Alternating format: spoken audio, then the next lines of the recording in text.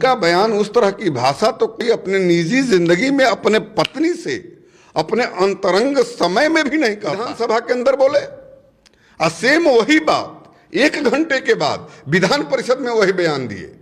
इसका मतलब कि आप जानबूझ के बोल रहे हैं, सोच समझ कर। गलती उन्होंने नहीं की है नीतीश कुमार ने, यह ध्यान रहे, उन्होंने पाप किया है और पाप का प्रायश्चित होता है। नमस्कार, मैं किशन कुमार हूं और आप देख रहे हैं अपना आउट। मेरे साथ जो शख्स बैठे हैं इन्हें रवि प्रकाश मणि त्रिपाठी के नाम से जानते हैं।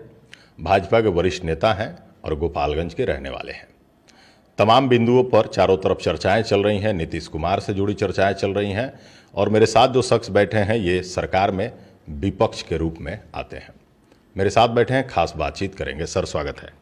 आपका भी बहुत बहुत धन्यवाद किशन जी, और आपके चैनल अपना आउट के सभी चाहने वालों को बहुत बहुत बधाई, शुभकामना। सर, बिहार के माननीय मुख्यमंत्री जी ऐसा बयान दे दिए हैं जिसकी पुनरावृत्ति मैं कैमरे पर नहीं कर सकता हूं और आवश्यकता भी नहीं है, क्योंकि सभी लोगों ने देखा और सुना है। इस विषय पर क्या कुछ कहेंगे? सदन में इस तरह की भाषा। देखिए, विधानसभा को कहते हैं कि वह लोकतंत्र का मंदिर है, और लोकतंत्र के मंदिर में क्या कहें, जिस प्रकार से नीतीश कुमार जी ने अपना बयान दिया है, आप ध्यान दिए होंगे विधानसभा के अंदर, उसका बयान उस तरह की भाषा तो कोई अपने निजी जिंदगी में अपने पत्नी से अपने अंतरंग समय में भी नहीं कहता है। कि कोई अपने गर्लफ्रेंड से या अपनी धर्म पत्नी से जिस समय वह अंतरंगता की स्थिति में रहता है, उस समय भी इस प्रकार की भाषा का प्रयोग नहीं करता है। तो सही बात यह है कि किसी भी सभ्य समाज में इस प्रकार की बातों को नहीं दोहराया जा सकता है। जो चीज पर्दे में रहती है उसको कहा जाता है कि पर्दा में रहना है और पर्दे में ही रहने दो। यह इनसे उम्मीद नहीं थी नीतीश कुमार से। सर, मुख्यमंत्री जी जब बोल रहे थे तो पीछे से कुछ लोग आवाज़ भी दे रहे थे कि सर आप मुख्यमंत्री हैं, इस तरह की भाषा मत बोलिए। तो मुख्यमंत्री जी बोले कि अरे आप चुप रहिए ना, हमको सुनिए ना।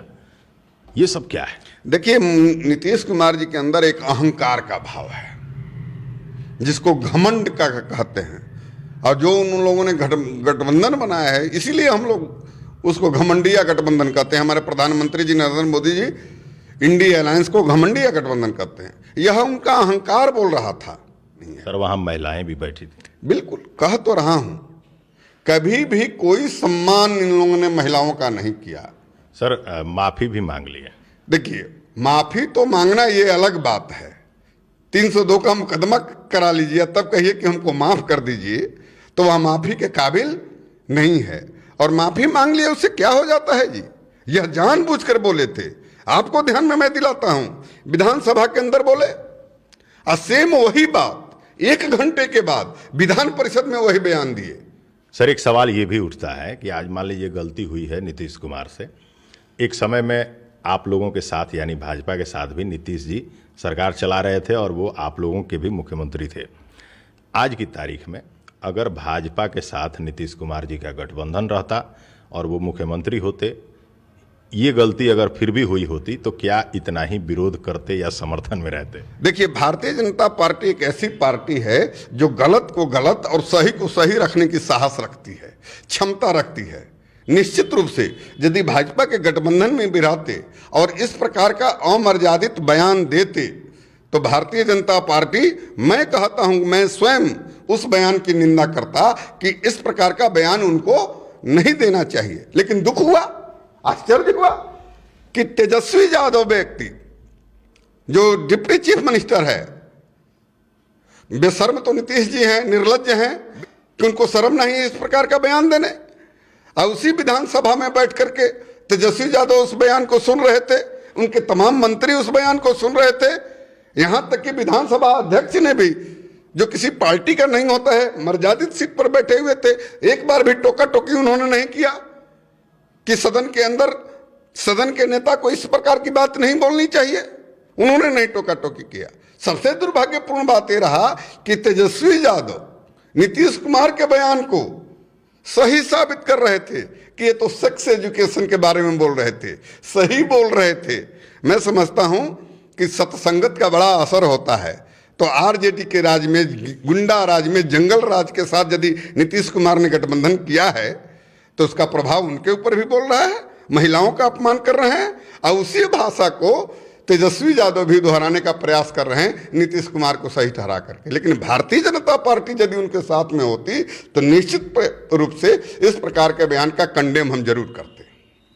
एक भाजपा की महिला विधायक हैं, इस तरह का विरोध कर रही हैं और कह रही हैं कि नीतीश कुमार जी को इस पर महिलाओं से भी माफ़ी मांगनी चाहिए सामने से आकर के। अगर प्रदेश से माफ़ी मांगे हैं ठीक है, लेकिन खासकर महिलाओं से माफ़ी मांगनी चाहिए, क्या कहेंगे? देखिए, माफी कोई विकल्प नहीं है।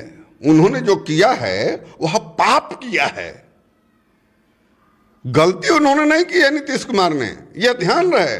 उन्होंने पाप किया है और पाप का प्रायश्चित होता है, पाप का प्रायश्चित करना पड़ता है, पाप की माफी नहीं होती है। हमारे हिंदू सनातन धर्म में, हमारे हिंदू धर्म शास्त्रों में पाप के लिए प्रायश्चित करना पड़ता है। तो जो पाप उन्होंने नीतीश कुमार ने महिलाओं के खिलाफ, नारी शक्ति के खिलाफ, आदि शक्ति के खिलाफ, महिलाओं का सम्मान है, सुप्रीम कोर्ट से लेकर सब लोग सार्वभौम सत्ता है, जो पाप उन्होंने किया है, घोर पाप किया है, निश्चित रूप से उसका प्रायश्चित उनको करना पड़ेगा।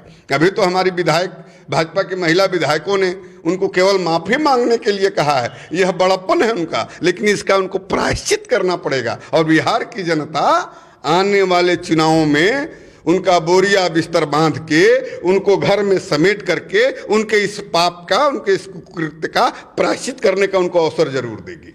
तो चलिए, ये थे रवि प्रकाश मणि त्रिपाठी जी, भाजपा के नेता हैं और माननीय नीतीश कुमार जो बिहार के मुख्यमंत्री हैं, उनके बयानों पर अपनी नाराजगी जाहिर कर रहे थे। अगली वीडियो में कुछ और, तब तक के लिए नमस्कार।